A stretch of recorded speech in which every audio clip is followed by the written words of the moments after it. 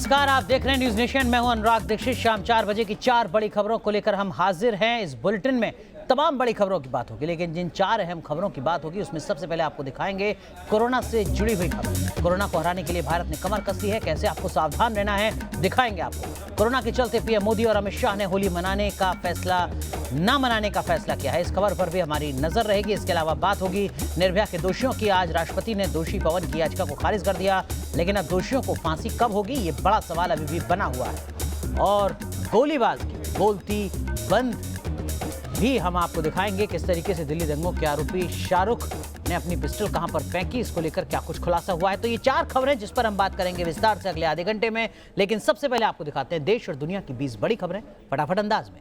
Corona virus से लड़ने के लिए सरकार तैयार। स्वास्थ्य मंत्री डॉक्टर हर्षवर्धन का बयान। 25 लोगों में कोरोना कंफर्म। एयरपोर्ट पर यात्रियों की हो रही है स्क्रीनिंग। पीएम मोदी के बाद गृहमंत्री अमित शाह भी होली मिलन समारोह में नहीं होंगे शामिल। कोरोना वायरस के चलते लिया फैसला। मास्क पहनकर संसद पहुंचे कई सांसद। दिल्ली के आईटीबीपी कैंप में भर्ती इटली से आए पर्यटक। 21 में से 16 लोगों में कोरोना वायरस की पुष्टि। 28 फरवरी तक राजस्थान के 6 जिलों में घूमा इटालियन ग्रुप। नोएडा में कोरोना वायरस की अफवाह फैलाने वालों पर होगी गैंगस्टर एक्ट के तहत कार्रवाई। डीएम ने जारी किया आदेश। दिल्ली दंगों पर कांग्रेस की सियासत। हिंसाग्रस्त इलाकों का दौरा कर सकते हैं राहुल गांधी। कांग्रेस के कई नेता भी रहेंगे मौजूद।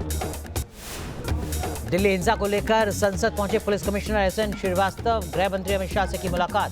हिंसा के बाद की हालात की दी जानकारी। दिल्ली दंगों के आरोपी शाहरुख पर बड़ा खुलासा। वारदात के दिन यमुना में फेंक दी थी पिस्टल। शामली से भागने के दौरान बस स्टैंड से हुई गिरफ्तारी। दिल्ली दंगों के पीड़ितों पर आईएसआईएस की नजर। स्लीपर सेल के जरिए नौजवानों को भड़काने की कोशिश। अलर्ट पर खुफिया एजेंसियां। सूत्रों के हवाले से खबर। दिल्ली हिंसा को लेकर संसद में आज भी जमकर हुआ हंगामा। विपक्ष ने की चर्चा की मांग। सरकार ने कहा 11 मार्च को दोनों सदनों में चर्चा हो। भड़काऊ बयान को लेकर गिरे हर्ष बंदर। दिल्ली हिंसा से पहले भड़काने का किया था काम। वायरल वीडियो पर सुप्रीम कोर्ट ने मांगा जवाब। जिनेवा में नागरिकता कानून के समर्थन में प्रदर्शन। पाकिस्तान में अल्पसंख्यकों पर हो रहे अत्याचार का किया विरोध। मध्य प्रदेश में सियासी घमासान जारी। दिग्विजय सिंह ने बीजेपी पर लगाया सरकार गिराने का आरोप। शिवराज ने बताया कांग्रेस के घर का झगड़ा। निर्भया के दोषी पवन का आखिरी दाव भी हुआ फेल। राष्ट्रपति ने खारिज की दिया याचिका। जल्द जारी हो सकता है चारों दोषियों का डेथ वारंट। भारत में बिटकॉइन और क्रिप्टो करेंसी पर लगे बैन को सुप्रीम कोर्ट ने हटाया। रिजर्व बैंक ऑफ इंडिया ने साल 2018 में लगाया था प्रतिबंध। सेना प्रमुख मनोज मुकुंद नरवणे का बड़ा बयान। कहा युद्ध में तकनीक का इस्तेमाल अहम। ड्रोन जैसे हथियार हैं गेम चेंजर। टैंक और एयरक्राफ्ट अब पुराने। यूपी के हापुड़ में बदमाश को पुलिस से छुड़ाने का वीडियो वायरल। महिला और पुलिसकर्मियों में धक्का मुक्की। बदमाश को छुड़ा कर ले गई महिलाएं। भोपाल में सेक्स रैकेट का भंडाफोड़। क्लिनिक की आड़ में चल रहा है देह व्यापार का गोरख धंधा। 4 महिला समेत 10 लोग गिरफ्तार। केरल के मालाबार में एक छात्र ने की आत्महत्या। क्लास से गैर हाजिर रहने पर स्कूल ने परीक्षा देने से रोका था। गुवाहाटी के रेलवे स्टेशन पर आरपीएफ को मिली बड़ी कामयाबी। कैश और ज्वेलरी से भरे 10 कार्टन बरामद किए। 4,88,000 कैश बरामद। पश्चिम बंगाल के पुरुलिया में ट्रेन ने मारी ट्रक को टक्कर। हादसे में ट्रक ड्राइवर गंभीर रूप से घायल। सीसीटीवी में कैद हुई हादसे की तस्वीर।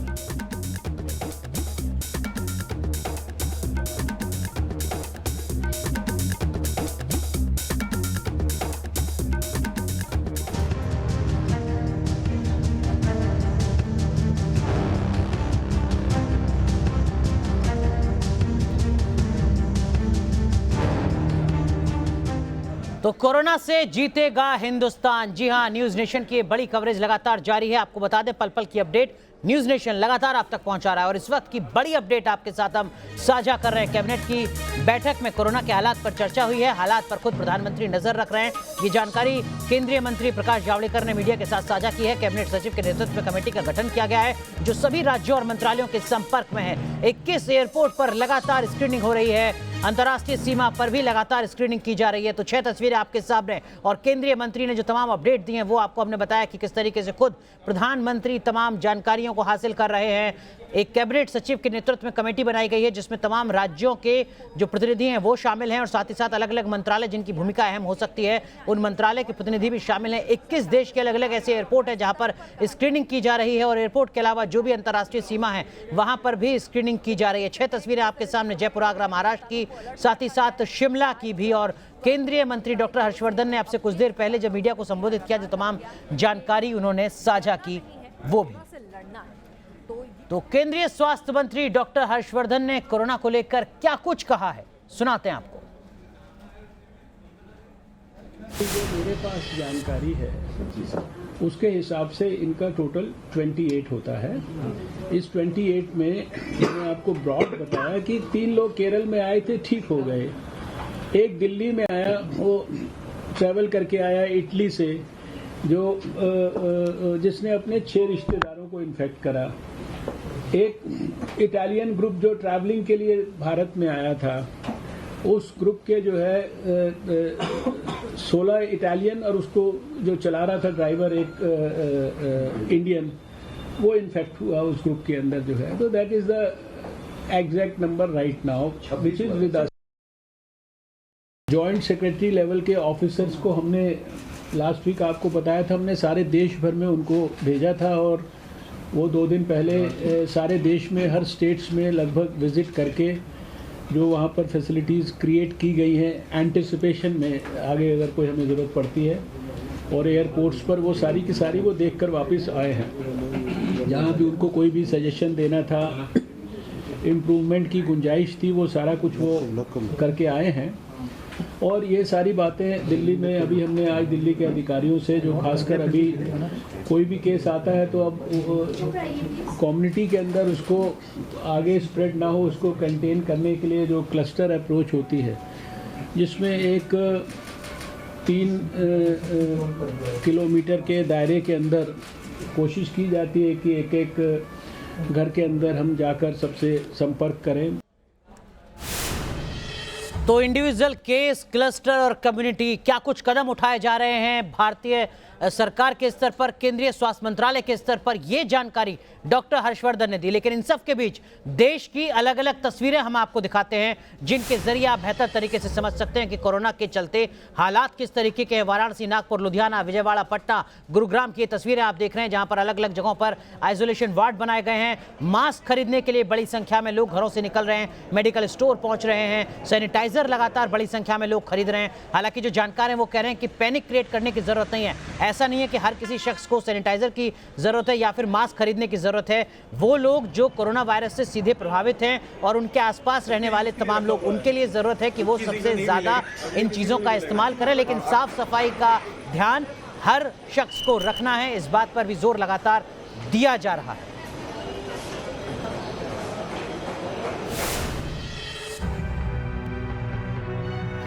कोरोना की दस्तक से हिंदुस्तान में हड़कंप मचा है, तो साथ ही कोरोना को हराने के लिए हर स्तर पर कोशिश भी शुरू हो गई है।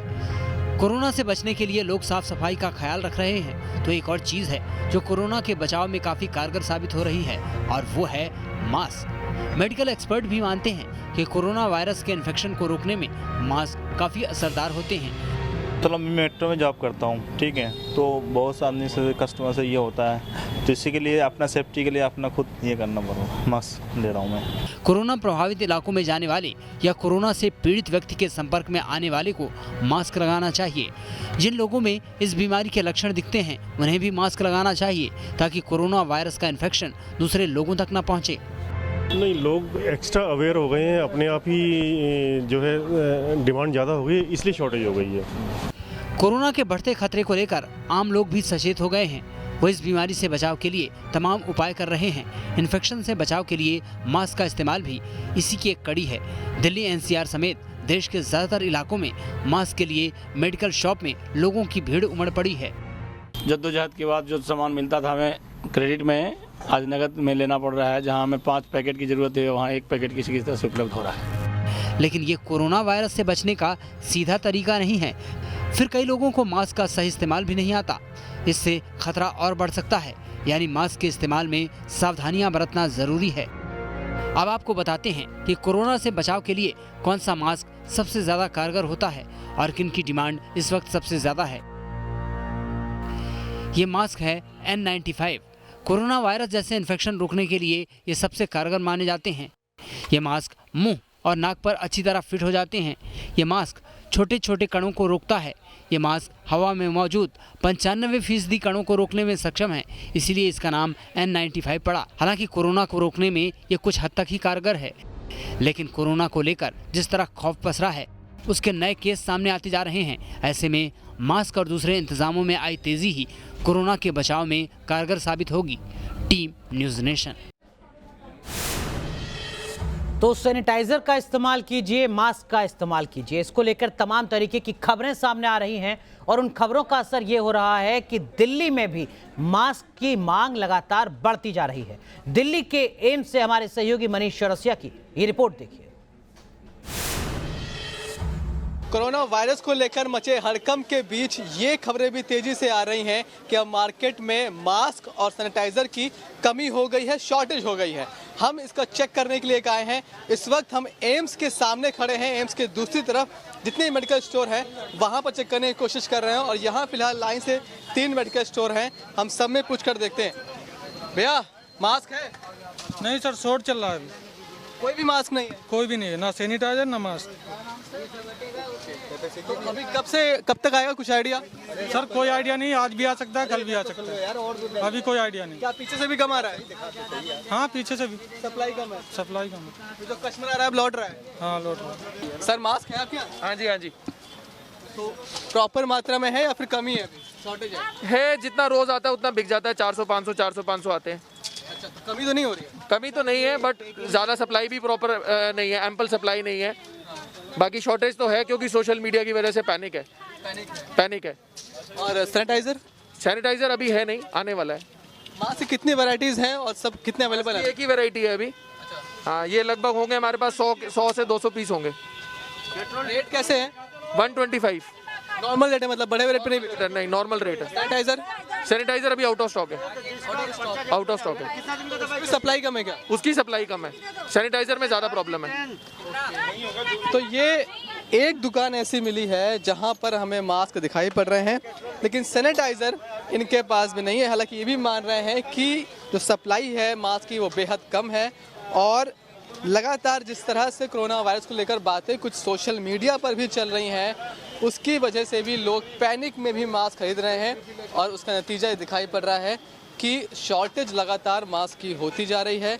3 शॉप्स यहाँ थी केमिस्ट की, 2 में मास्क अवेलेबल नहीं है, तीसरे में है, बहुत कम मात्रा में है, कब ख़त्म हो जाए पता नहीं, और 3 में से सिर्फ 1 शॉप में ही सैनिटाइज़र मिला है। मतलब कहीं ना कहीं अब कोरोना वायरस को लेकर हड़कंप दिल्ली में ही मचने लगा है। इसका असर जाहिर तौर पर पूरे भारत में देखने को मिलेगा, लेकिन ये बात आप मान कर चलिए, समझ कर चलिए कि आप किसी भी चीज़ को स्टोर करने की कोशिश ना करें, चाहे वो मास्क हो चाहे सैनिटाइज़र हो, कि ऐसा ना हो कि आपके स्टोर करने के चक्कर में जिसे ज़रूरत है वो इसे खरीद ना पाए। थोड़ा ज़रूरी है कि आप लोग भी यानी आम नागरिक भी समझदारी से काम लें, कोरोना वायरस को लेकर किसी भी तरह कोई अफवाह ना फैलाएं। प्रोड्यूसर जयराम के साथ मनीष चौरसिया, न्यूज़ नेशन, दिल्ली। तो कोरोना वायरस का असर कारोबार पर भी सीधे तौर पर पड़ रहा है, क्योंकि चीन से आने वाला कच्चा माल जो आता था उसमें अब आने में दिक्कत हो रही है। इसके चलते आगरा के व्यापारियों की चिंता बढ़ने लगी है। कारोबार रुकेगा, इंपोर्ट रुकेगा, तो जब इंपोर्ट रुकेगा रॉ मटेरियल की शक्ल में, तो वो रॉ मटेरियल इस्तेमाल करने वाली जितनी भी इंडस्ट्री है वो अफेक्टेड होगी। जूता इंडस्ट्री भी उनमें से एक है। मैं अब आपको मिसाल के तौर पे बोलता हूँ कि ये सोल जो हम इस्तेमाल कर रहे हैं, इसका मोल्ड जो है चाइना से बन के आया हुआ है। अगर ये मोल्ड चाइना से हमारे पास वक्त पे नहीं आएगा, आने वाले वक्त में कोई नया मोल्ड अगर हमने बनाना, अगर ये वक्त पे नहीं आएगा तो हमको सोल नहीं मिलेगा। हमको जब सोल नहीं मिलेगा तो हम जूता भी नहीं बना पाएंगे। तो ये कहीं ना कहीं चिंता की बात है। बहुत ज़्यादा फ़र्क पड़ेगा क्योंकि मटेरियल बहुत सा आता है, चाइना से इंपोर्ट होता है। और सबसे बड़ी बात तो है कि ट्रैवलिंग और मूवमेंट 2 तरह से बंद है। एक तो सरकार ने भी, आपने पढ़ा होगा कि अब तो ई वीज़ा भी देना बंद कर दिया है कि चाइना से कोई आएगा, ये चाइना से अगर हिंदुस्तानी भी वापस आ रहा है तो उसके लिए ना बहुत ज़्यादा वो उन्होंने सेपरेट एक कैंप रखा है। तो लोग भी अब डर के हमारे ट्रैवल नहीं कर रहे हैं। तो जब ट्रैवल नहीं करेंगे तो कहीं ना कहीं बिजनेस तो इफेक्ट होगा, क्योंकि लोग अक्सर जाते थे। बहुत अभी तो असर जो पड़ा है वो कम पड़ा है क्योंकि लोगों के पास स्टॉक है, लोग अभी उस स्टॉक से काम चला रहे हैं। लेकिन जो नए सीज़न है, नई डेवलपमेंट है, उसके लिए लोगों को बड़ी परेशानी होगी जो चाइना के ऊपर बहुत ज़्यादा डिपेंडेंट है। तो हमारा अपना मानना है कि शू इंडस्ट्री बहुत ज़्यादा अफेक्टेड होगी। और इस बीच देश में कोरोना वायरस को लेकर प्रधानमंत्री नरेंद्र मोदी ने बड़ा ऐलान किया है। पीएम मोदी ने कहा कि दुनिया भर के डॉक्टर्स और विशेषज्ञ इस बात की सलाह दे रहे हैं कि कोरोना से बचने के लिए भीड़भाड़ वाले इलाकों में जाने से बचें। पीएम ने कहा कि वो इस सलाह को मानकर इस बार किसी भी होली मिलन समारोह में नहीं जाएंगे। पीएम मोदी के बाद गृह मंत्री अमित शाह ने भी इस तरीके का ही ऐलान किया। साथ ही साथ कई और मंत्रियों ने भी होली मिलन समारोह में ना शामिल होने का फैसला किया है। तो इस वक्त हम आपको वो ट्वीट दिखा रहे हैं जो आपसे कुछ देर पहले प्रधानमंत्री नरेंद्र मोदी ने किया था कोरोना वायरस के संदर्भ में, ये कहते हुए कि जो तमाम जानकार सलाह दे रहे हैं उसके आधार पर प्रधानमंत्री नरेंद्र मोदी ने ये फैसला लिया है कि वो इस बार किसी भी होली मिलन समारोह में पार्टिसिपेट नहीं करेंगे। देखिए ज़रा, ये वो ट्वीट है। कोरोना वायरस को लेकर पूरी दुनिया में जिस तरीके से सलाह दी जा रही है, लिहाजा मैंने भी तय किया है कि इस बार मैं भी किसी होली मिलन समारोह में हिस्सा नहीं लूँगा। इसी तरीके का ट्वीट देश के गृह मंत्री अमित शाह ने भी किया और उसके बाद कई और मंत्रियों ने भी ऐसा ही कुछ ऐलान किया। पीएम मोदी के इस ऐलान के बाद कांग्रेस ने बीजेपी पर हमला बोला, जिसके बाद बीजेपी ने पलटवार किया।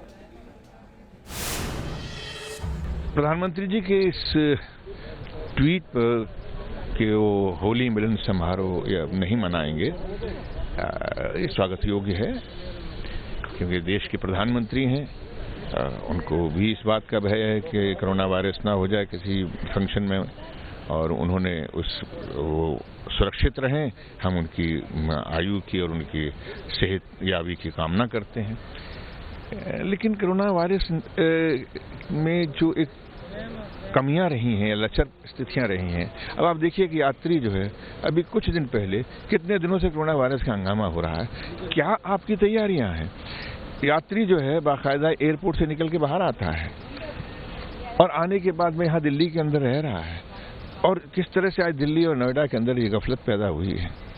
आगरा में किस तरह से माहौल खराब हुआ है, किस तरह से कोरोना के पेशेंट वहाँ पे सामने आए हैं। आप इटली से होकर आए 6 दिन पहले, और इटली में जाने के बाद क्या एयरपोर्ट पर आपने स्क्रीन टेस्ट कराया नहीं कराया, आपकी टेस्ट आपने कराया नहीं कराया, ये भी देखना पड़ेगा। ये जो कोरोना वायरस बीमारी फैल रही है उसके बारे में प्रिकॉशंस लिए आपने लिए, या वहां पर और भी एक संक्रमण फैलाने की आप चाहते हैं कि और भी देश के अंदर ऐसे संक्रमण फैलते चले जाएं? तो सियासत अपनी जगह, लेकिन जैसे ही प्रधानमंत्री नरेंद्र मोदी ने इस बात का ऐलान किया कि इस बार वो किसी भी होली मिलन समारोह में शिरकत नहीं करेंगे, देश के अलग अलग हिस्सों में बीजेपी के नेताओं ने अपने पहले से तय कार्यक्रमों को रद्द कर दिया। पटना से हमारे सहयोगी की ये रिपोर्ट देखिए। बिहार में इस साल चुनाव होने हैं, सो इस साल होली मिलन समारोह की तैयारी भी खास थी। विधायकों ने तस्वीर के साथ आमंत्रण पत्र छपवाया था और होली मिलन की वृहद तैयारी कर चुके थे। आज स्थिति ये थी कि विधानसभा के चलते सत्र में भी कार्ड के साथ पहुंचे थे माननीय, मगर जो खबरें आई कि कोरोना वायरस के कारण प्रधानमंत्री ने खुद ट्वीट करके कहा कि होली मिलन में वो शिरकत नहीं करेंगे। अब बीजेपी के विधायक भी बैकफुट पर है। हमारे साथ अरुण कुमार सिन्हा है, कुम्हरार से विधायक, और एक तरफ संजीव चौरसिया जो दीघा के विधायक हैं। दोनों के कार्ड हमारे पास है। अरुण जी, आप लोगों ने निर्णय ले लिया? अभी हम डॉक्टर संजीव चौरसिया जी बैठे थे, हम लोगों ने माननीय नंदकिशोर जी से बात किया। इसी बीच में रविशंकर जी का फ़ोन आया, जो यहाँ के सांसद और भारत के कानून मंत्री हैं। इसी बीच में हम लोग फिर सुशील मोदी जी से भी बात किया और सामूहिक निर्णय हुआ। हमने ये देखा टीवी के माध्यम से कि प्रधानमंत्री ने अपना प्रोग्राम कैंसिल किया, कि गृह मंत्री ने अपना प्रोग्राम कैंसिल किया, और तो और राष्ट्रीय अध्यक्ष ने अपना प्रोग्राम कैंसिल किया होली मिलन की। उसके परिप्रेक्ष्य में और इस जो गंभीर संक्रमण बीमारी है इसके बचाव के लिए हम लोगों ने ये कार्यक्रम बड़े आयोजन की तैयारी की थी। हमने तो आपको बता दें कि 12,000 लोगों को आमंत्रित किया था। 12,000 मैंने कार्ड एक एक करके, ये 12,000 कार्ड 12,000 कार्ड बांट चुके थे।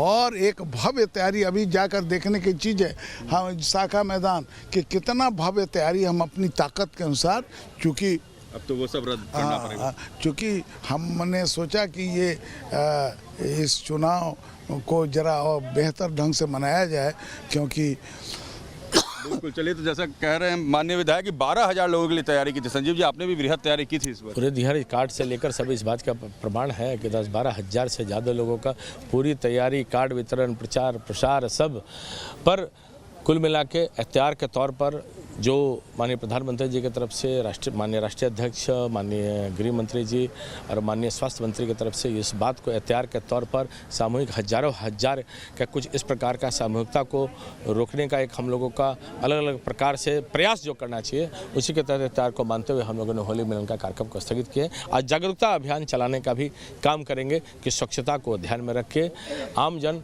स्वच्छ रहने का काम करें, ताकि एहतियार के तौर पर यही सावधानी बचाव का कारण हो। चलिए, तो बिहार के विधायक अब अपना मूड बदल चुके हैं। अब इनके इस कार्ड की बजाय जागरूकता कार्यक्रम की होगी शुरुआत। ये कह रहे हैं कि अब लोगों को जगाएंगे, समझाएंगे, अब होली मिलन नहीं करेंगे। वीडियो जर्नलिस्ट सत्येंद्र के साथ रजनीश सिन्हा, न्यूज नेशन पटना। करते हैं इस वक्त की एक बड़ी खबर की ओर जो निर्भया मामले से जुड़ी है। आपको बता दें, इस वक्त एक बड़ी खबर आ रही है दिल्ली के पटियाला हाउस कोर्ट से। निर्भया के दोषियों को लेकर जो सुनवाई है वो शुरू हो चुकी है। दरअसल में डेथ वारंट को लेकर इस सुनवाई को आगे बढ़ाया जा रहा है, क्योंकि आज ही दोषी पवन को एक बड़ा झटका लगा था। राष्ट्रपति के द्वारा जो दया याचिका है उसको खारिज किया गया। उसके बाद की जो अदालती प्रक्रिया है वो अब शुरू हो चुकी है।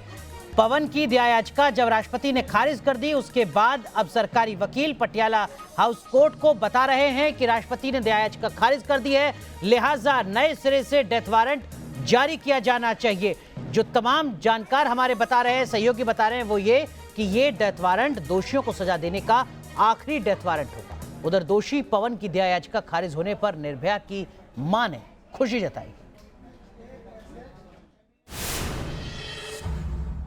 सबसे पहले मैं राष्ट्रपति जी का धन्यवाद करती हूं और मुझे तसल्ली हुई कि जो ये लास्ट मर्सी थी खारिज हो गई और हम जा रहे हैं अभी एप्लीकेशन लगाएंगे नया डेथ वारंट के लिए और उम्मीद करते हैं कि ये जो डेथ वारंट निकलेगा वो लास्ट होगा और जो भी उनको टाइम कोर्ट देगा उसके अंदर ही अब उनको जो डेट आएगी उस पर फांसी होगी और निर्भया को इंसाफ मिलेगा। उत्तर पूर्वी दिल्ली में हुए दंगों के दौरान पिस्तौल लहराने वाले आरोपी शाहरुख पर बड़ा खुलासा हुआ है। कहा जा रहा है कि शाहरुख ने अपनी पिस्तौल यमुना में फेंक दी थी। दिल्ली पुलिस की क्राइम ब्रांच की पूछताछ में यह बड़ा खुलासा हुआ है। क्राइम ब्रांच अब शाहरुख के दावे की जांच कर रही है। सूत्रों के मुताबिक पिस्तौलबाज शाहरुख ज्यादा कुछ नहीं बोल रहा है। पुलिस के मुताबिक कल हुई गिरफ्तारी के बाद आरोपी ने ठीक से खाना तक नहीं खाया। जाफराबाद इलाके में पिस्तौल लहराने वाला आरोपी शाहरुख वारदात के दिन दिल्ली के हौज खास इलाके में क्लब में डांस कर टाइम बिता रहा था। इस तरीके की जानकारी भी सामने आई है। तो अब इस तरीके के कई जो मामले हैं वो सामने आएंगे। सूत्रों के हवाले से जो जानकारी मिल रही है वो न्यूज़ नेशन इस वक्त आपको बता रहा है, दिखा रहा है। जानकारी जिस तरीके से मिली क्राइम ब्रांच को, उसी के आधार पर जो क्राइम ब्रांच की टीम है वो शामली पहुंची थी शाहरुख को गिरफ्तार करने के लिए। इससे पहले बरेली में भी प्रयास किया गया था, लेकिन शामली में बस स्टैंड पर पुलिस ने शाहरुख को दबोच लिया। गिरफ्तारी के बाद से शाहरुख बहुत ज्यादा बात नहीं कर रहा है।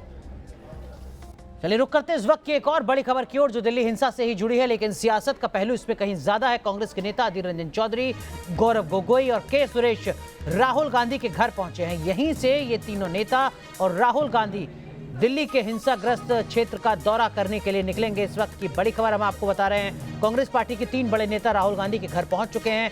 राहुल गांधी को जाना है दिल्ली के दंगाग्रस्त इलाके में, वहां पर दौरा करेंगे, जिसको लेकर सियासत और आरोप प्रत्यारोप गर्मा चुके हैं। उधर भड़काऊ भाषण पर सुप्रीम कोर्ट में खुद घिर चुके हैं हर्ष मंदर। चीफ जस्टिस ने कहा कि आरोप बेहद गंभीर हैं। हर्ष मंदर के वीडियो पर सुप्रीम कोर्ट ने अब जवाब मांगा है। बीजेपी की तरफ से ये वीडियो जारी किया गया है। इस वीडियो में सुप्रीम कोर्ट के खिलाफ हर्ष मंदर अपनी बात को कहते हुए नजर आ रहे हैं। इस तरीके का आरोप है। कोर्ट को लेकर आप इस तरीके की भावनाएं रखते हैं, ये सवाल खड़ा किया है सुप्रीम कोर्ट ने। आपने ये भाषण कब दिया, कहां दिया, ये सवाल भी किया है सुप्रीम कोर्ट ने।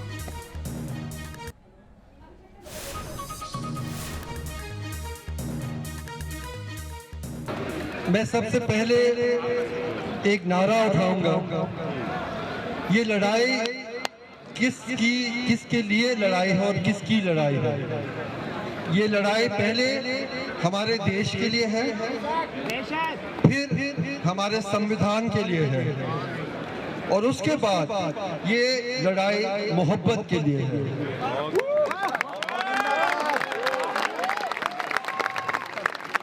इस सरकार ने ललकार और जंग छेड़ा है, ना सिर्फ इस देश के मुसलमान भाई और बहनों के खिलाफ, उन्होंने जंग छेड़ा है इस पूरे देश की जो कल्पना थी। ये मुल्क आज़ादी की लड़ाई के दौरान एक तस्वुर था हमारा कि हम अंग्रेजों के जाने के बाद किस तरह का देश बनाएंगे। चलिए 4:40 खबर में बस इतना ही, लेकिन आप बने रहिए न्यूज़ नेशन के साथ, क्योंकि खबरों का सिलसिला यहाँ कभी नहीं।